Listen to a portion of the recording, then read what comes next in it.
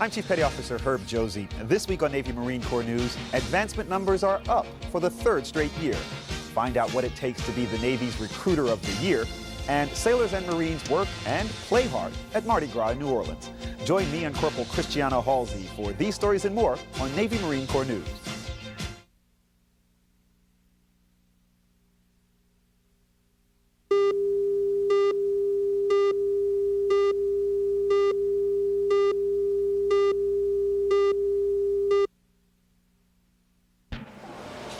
This week on Navy Marine Corps News, advancement numbers are up for the third straight year. Find out what it takes to be Recruiter of the Year. And sailors and Marines work and play hard at Mardi Gras in New Orleans. Stay tuned for these stories and more next on Navy Marine Corps News.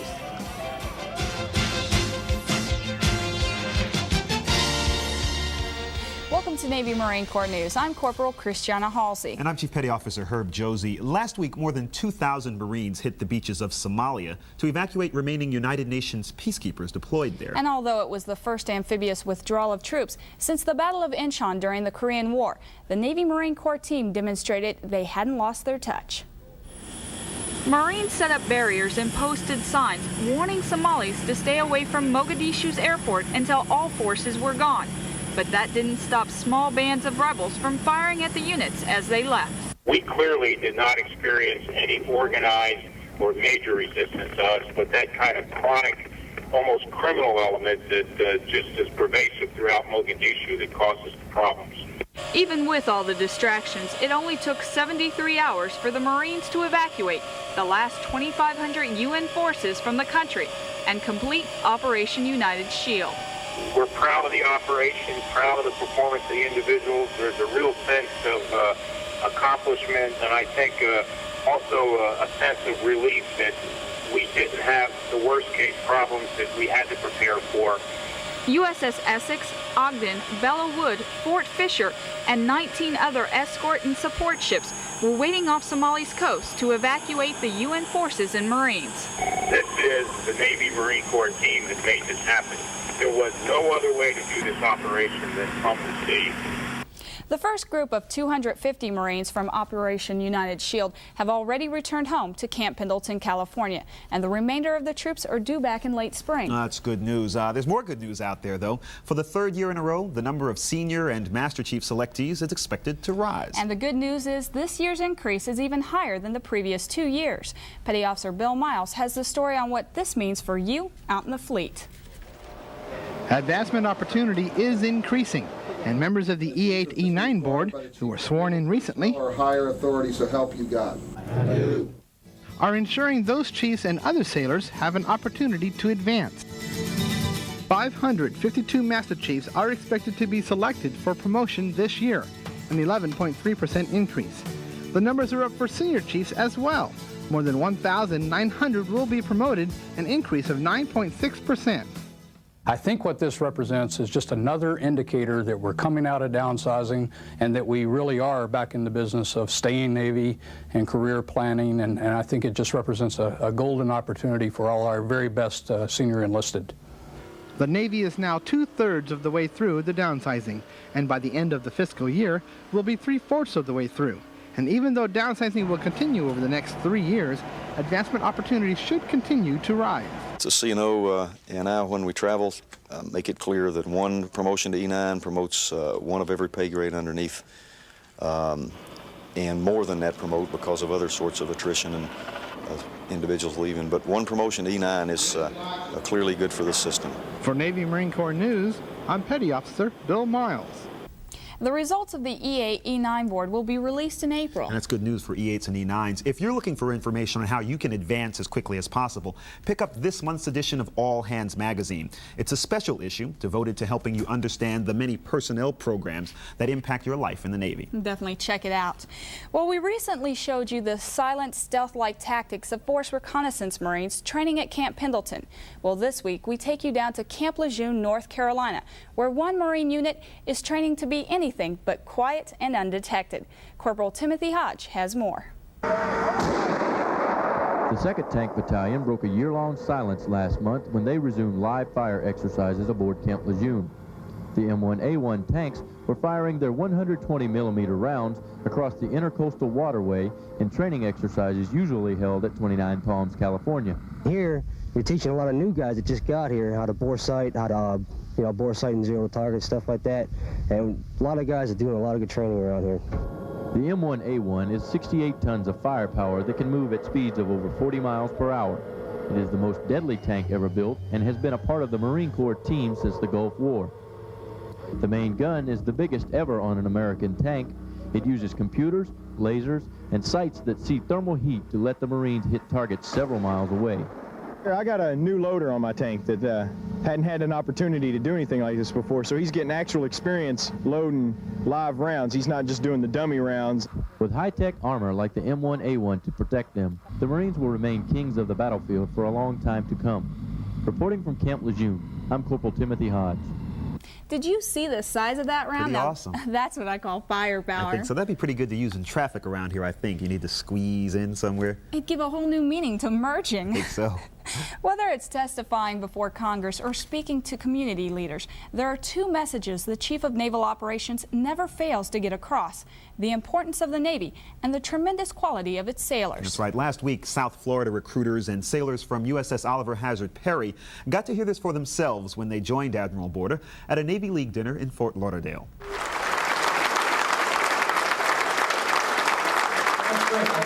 Admiral Borda went to Fort Lauderdale to give a speech and promptly threw away his prepared script. Instead, he spoke from the heart to an audience of sailors and Navy Leaguers. The Admiral told the story of a visit he made to Bosnia while Commander-in-Chief of NATO forces in Southern Europe, and how a mother in Sarajevo showed him what the U.S. Navy is all about. She said, in pretty good English, she said, "Are you Admiral Borda?" And I said, yes. And she said, reached in her purse and pulled out what looked like a military ID card. It was laminated, it had a picture of a guy on there, a young man. And she said, "This was my son, and he was killed right over there." And what do you say, you know? And she said, "This is my grandson, and thanks to the Americans, he won't be killed in this war." And about that time, and you will like this, 4 airplanes, 2 A-6s and 2 F-14s, so they had to be Navy, flew right overhead, and she looked up and she said, "Please tell them thank you." And she walked away. That's what our Navy's all about. Thank you. You know, Chief, it's those kind of stories that puts everything that the Marines and sailors do into perspective, and it kind of makes you feel proud. That's right, definitely touches you in the heart there. Well, stick around. We're going to touch you in a little bit, because when we come back, I'll take you to one of the biggest parties in the world, Mardi Gras. Stay with us. In a life-threatening emergency, you should know what to do. Say a loved one exhibits unusual symptoms. The first thing to do is... Clear! No. The first thing to do... Oh! Tourniquet! No! The first thing you do is pick up the phone and dial your emergency number. Call 911 first. Right. How about mouth-to-mouth? I don't think so. To learn more about life-saving techniques, contact your Red Cross. Welcome back to Navy Marine Corps News. We're in New Orleans on Bourbon Street in the middle of Mardi Gras. Now, more than 1 million people will be coming out here, despite the rain, to see what all the excitement is, and that includes a few hundred sailors. Here's a quick peek at what brings them out here, rain or shine.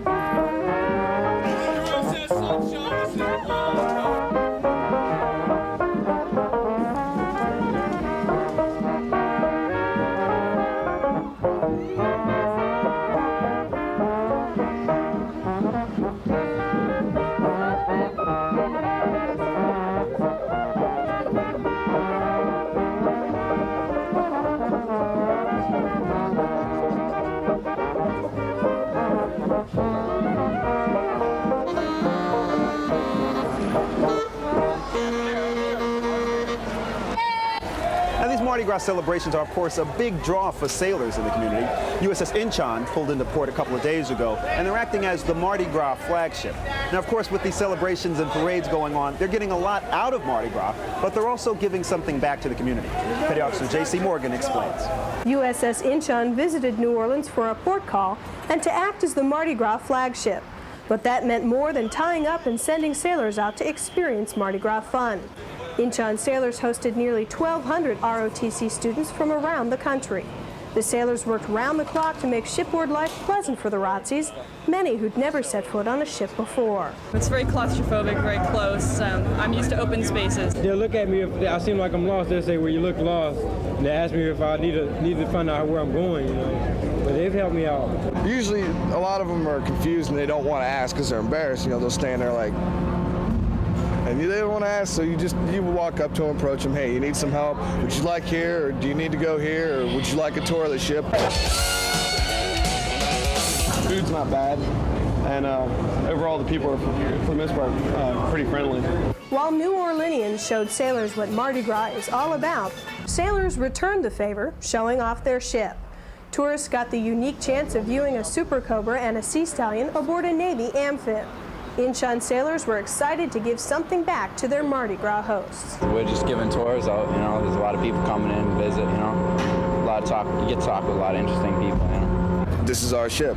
People are coming to see it, and we're off of this ship, so yeah, definitely gonna be proud. Incheon sailors didn't stop at tours. They wanted to make sure that they also left a piece of the Navy behind. That's right, JC. They're doing that here at the New Orleans Ronald McDonald House. About 30 Incheon sailors gave up the parades and parties of Bourbon Street to pick up towels and brooms here. We really depend on them to come and give us a kind of a spring cleaning and major repairs, because they do some pretty major repairs. They're all over the house like a bunch of busy ants. Today we waxed and washed the van, washed down the walls, the sinks, countertops, bathrooms, bedrooms. I'm just wondering if when they're finished here, they will come to my house. The Ronald McDonald House gives out-of-town families with sick children a place to stay while the child gets medical treatment. Buckley says the sailors' spring cleaning makes those families feel more at home.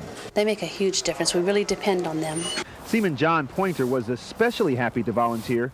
His family once had to stay in a Ronald McDonald House when he was younger. It takes a lot of money to keep a place like this, and it takes a lot of donations and stuff, and we couldn't afford donations, so thought it'd be a good chance to put a little something back in.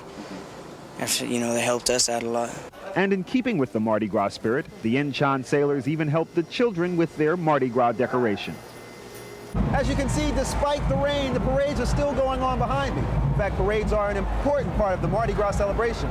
Petty Officer Diane Miller explains why. What are you waiting for? The parade. I'm waiting for the parade to start. Sailors of all ages got involved with Mardi Gras, holding their very own parades rivaling those held downtown. We have gotten a lot of people come in here. We have the civilian side of the military that comes over. They've got a bunch of floats. Mardi Gras! It's our own little Mardi Gras. It's a lot of fun. I think it's a lot more fun marching in the parades than it is actually watching the parades, because you get to throw the balloons at the crowd, you get to see all the people come out and talk to you and stuff. Makes you feel real good. Happy Mardi Gras! It's the essence of Mardi Gras. It's the parade, and this is just one of many that you're going to see while we're here.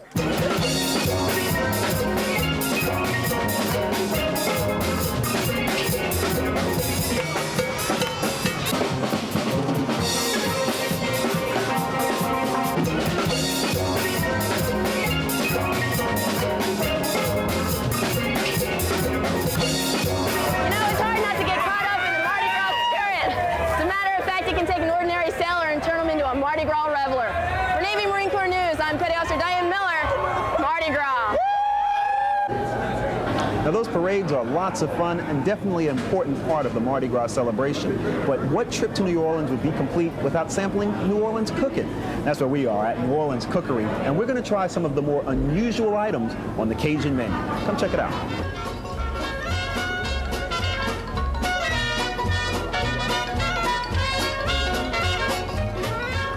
So we're going to want the alligator sausage. We want the jambalaya. Jambalaya. You got red beans and rice? Well, dirty rice or something like that? Dirty rice. We'll get some dirty rice in here. Let's try some of the barbecue shrimp. Barbecue shrimp. You don't want me to bring it all out together. I want it all out at the same time. I want everything at once. Okay. I have a big appetite. Jambalaya here? That's some jambalaya. That's jambalaya. Yes, sir. Okay, that's jambalaya. Alligator sausage here. Alligator sausage. This is the alligator sausage. And this is your seafood remoulade. Seafood remoulade. Yeah, cold appetizer. All right. We got some crawfish in here, right? Yeah, shrimp also. And we got the barbecue shrimp. Barbecue shrimp. These are what I was telling you about. All right. Okay. Shells and everything, and legs, and they even got the little antenna on them. They're not gonna crawl off the plate, are they? No, no.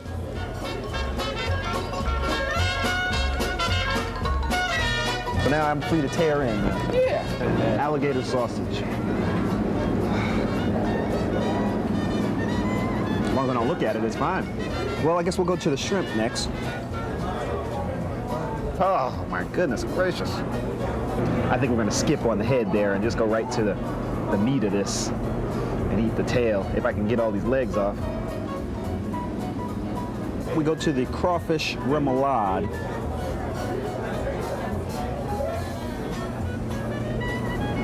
Hey, it's just pretty good, pretty good. Jambalaya, last but not least. Now, this looks like something that, I don't want to say that my dog ignored before, but it's kind of got that same consistency. But I'm sure it tastes much better than that. Let's try a little portion of that here. Well, maybe I was wrong. I'm going to go ahead and finish off this light snack I've got going on here. Remoulade, very tasty. Got the shrimp. If I can get past those eyes looking at me, I'll be able to finish those off. The alligator is not happening because if it's not chews, I can't handle it. Jambalaya, something different. Meanwhile, let's go check out a couple of Inchon sailors who are going about New Orleans, checking out Mardi Gras, and they have eating difficulties of their own. I'll see you on the other side. Bye. 4 sailors going on liberty. They're on a mission to enjoy Mardi Gras and climb to the top of the Bourbon Street sign. So in this city of history and the unique atmosphere that is Mardi Gras, where's the first place the sailors stop? The mall? They did get around to sampling some of the local cuisine. You push ahead. Not like that. That's not how you do it. Okay, how y'all doing? Good, man. Need some help eating crawfish? Yes, we do. Let me show you the easy way, the way the locals do it. Okay. What you need to do is break off the tail. You don't need to peel anything. Some people take off this first ring right here. That's it. Pinch the bottom, you pull the meat out. And that's it. You finish. And after that, you can do this. Long him around. And it's over. It didn't work. Then, with full bellies, the Inchon Quartet headed for the French Quarter. They encountered some gators on the way, and not in the sausage. Oh yeah, here we go. This is perfect. New Orleans Alligator Wrestling Team. In the end, though, neither gators nor exuberant Mardi Gras crowds, not even the lure of t-shirt shops, could keep them from completing their mission.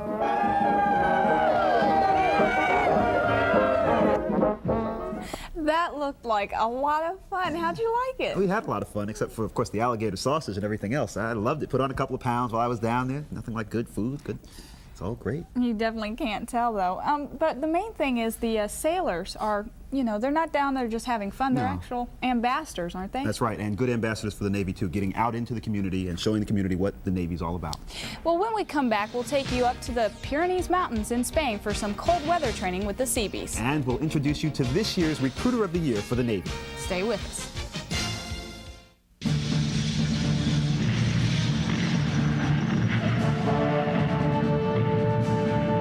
50 years ago, America and its allies fought a life-and-death struggle against totalitarian regimes intent on world domination. World War II raged for 6 long years. 15 million combatants and more than 38 million civilians lost their lives. Nearly 9 million American veterans of World War II are still alive. During the 50th anniversary of this war, we pause to remember and honor these uncommon patriots, both living and dead, their families, and those who served in the home front. We have to study the past, learn from it, to help ensure a safer and better tomorrow. I'm Charlton Heston. A grateful nation remembers.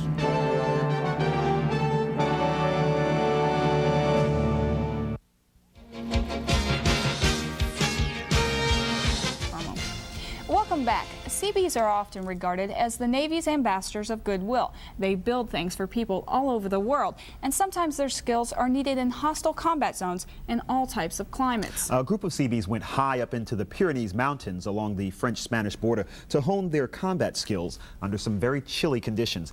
Petty Officer Mike Scheck from Rota has the story. The key to cold weather survival goes well beyond keeping warm. The Seabees from NMCB-3 discovered during their week-long cold weather training in the Spanish Pyrenees Mountains that not only do you have to survive in the cold, but you must be prepared to fight. The Seabees and their Spanish counterparts from the 42nd Brigade Engineers spent a day at a nearby firing range learning how to shoot in the cold. Being up here in the mountains with their mountain division, you learn a lot because they do this all the time. For us, we don't do it that often. I mean, this is what we're here for, is to be trained. And we're learning from them, being trained by them. And they know what they're doing. A lot of them really have a lot of good advice to help you out. The cross-training with Spanish weapons better prepares the Seabees for combat. The Spanish first received familiarization training on the M16. Instructors taught the soldiers how to load and reload the standard U.S. combat weapon. And then you turn it on. Now he has in the magazine 5 rounds. You have 5 rounds. Next, the Seabees attempted to qualify on the range donning cold weather gear. Later in the day, the Spanish got their turn on the M16. With international joint service missions like Somalia, Haiti, and Bosnia, mutual training exercises are the future of modern warfare. From high in the Spanish Pyrenees, I'm Petty Officer Mike Scheck. There are close to 4,000 Navy enlisted recruiters across the nation, but only one can be the Navy Enlisted Recruiter of the Year. He's the recruiter in charge of Navy Recruiting Station Brooklyn in New York, and last year he helped 65 people join the Navy. But as Petty Officer Bill Miles tells us, there's more to this recruiter than just numbers. Boiler Technician First Class Leo Andrade is not only the Navy's top enlisted recruiter, he's also a new husband. And whether it's spending time with his new wife or working hard as a Navy recruiter, Andrade views life the same way. You only get what you put in. And so I want to put in as much as I can because I know that in the end, I'll end up being rewarded the most. And rewarded he was. Not only did he earn a free trip to Washington, D.C., where Rear Admiral Marty Evans, commander of the Navy's Recruiting Command, presented him with the Recruiter of the Year plaque, but he was also meritoriously advanced and received his advancement citation from the Chief of Naval Operations. And it's signed by me, and it was a great honor to sign that. Thank you. So, congratulations. But his wife, Carla, was the one who actually promoted him. Why don't you make him a first class, and I'll watch, okay? All you do is just rip that up. Don't hurt him, though. All right. And the new first class thanked his leadership, especially his senior chief, for helping him reach his goal. She asked me when I first went into the office, she said, "What's your goal?" And I said, "Well, I'd like to be Recruiter of the Year someday." It was, "Why don't you start now?" And that he did, earning the award after his very first year in recruiting. And according to Andrade, the key to his success is reaching out to people. But if you can find that person that wants to change their life, wants to change their attitude, their personality, and they want to achieve something, if you can find them, you can also guide them which way to go. You know, what do you want to do? What do you want to be? Something that's very, very important to you. To have a good career and to get out of this place, New York. You have to be open-minded, okay, and be real open with the people. There's no reason why you should be shy talking to anyone. Leo worked with me. He worked with me side by side. He talked to me. He explained everything thoroughly. And he made me feel like a brother. He's like a brother to me. Like a brother would be there for their brother. That's the way he make me feel. He make me feel good. Now Petty Officer Andrade is turning his attention to his Brooklyn recruiting team. Success breeds success, okay? If you're successful, show somebody how to be successful. Share what you know. Open yourself up to and give them the opportunity, the same opportunity that everybody has given you, you know, and that's one of the things that I try to do. When I got here in August, you know, he was like writing 10 contracts a month, you know.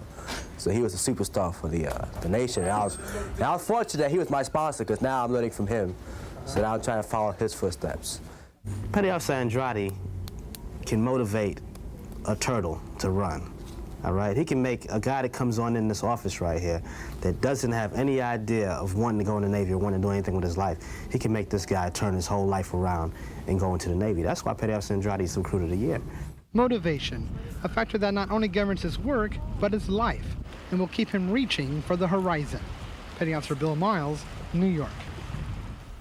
Now I can see why he's Recruiter of the Year, an inspiration not only to new recruits, but also to his shipmates in the Navy. Definitely. I like how the CNO let his wife tack him on. That was a nice touch. She probably played a big part in his advancement. Definitely did. Well, that's our show for this week. I'm Christiana Halsey. And I'm Herb Josie. Next week, we'll take a look at March Madness. This is my time of year, basketball. We're going to see what the fleet is predicting for the NCAA college basketball tournament. And we'll examine TRICARE, the Department of Defense's new healthcare initiative, and find out how sailors, Marines, and their families feel about this new program. We hope you'll join us for those stories and more. We'd also like to thank those of you who've taken the time to call our feedback line with your comments and suggestions. Please keep them coming. We'll leave you this week with one more look at the exciting new Discovery Channel special, Carrier Fortress at Sea. The program will air March 18th and 19th. Check your local listing for start times. Have a great week.